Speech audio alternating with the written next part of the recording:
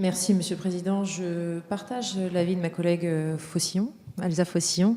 En fait, la double domiciliation des enfants ouvre le débat sur l'automaticité de la garde alternée. Et moi, je suis clairement opposée à cet amendement. A priori, cela encourage bien sûr le fait que les deux parents continuent à être parents après leur séparation, et ce qui va évidemment dans le bon sens.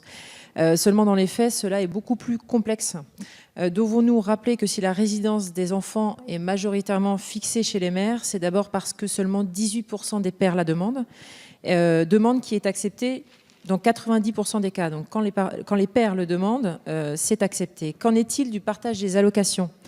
Les femmes sont beaucoup plus précaires que les hommes après une séparation. Ce sont majoritairement elles qui ont pris un travail à mi-temps ou qui ont cessé de travailler quand elles ont eu leurs enfants. Comment cela se passera-t-il pour les plus démunis quand, en cas de garde alternée, il faudra en plus partager les allocations familiales ?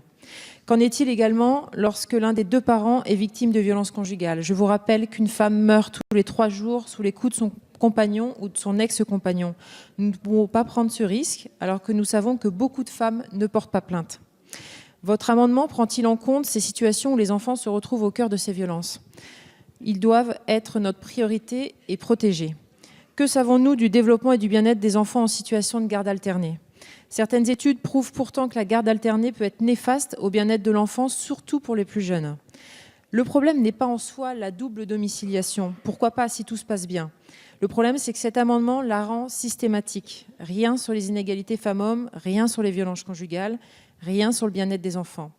Dans 80% des cas, la garde alternée fait l'objet d'un consensus lors d'un divorce. Il faut donc laisser le soin à la justice de juger de la garde alternée, de pouvoir l'accorder que si le dialogue est suffisamment fluide entre les parents. Il en va du bien-être des enfants qui se retrouvent trop souvent comme étant les principales victimes du divorce. Merci.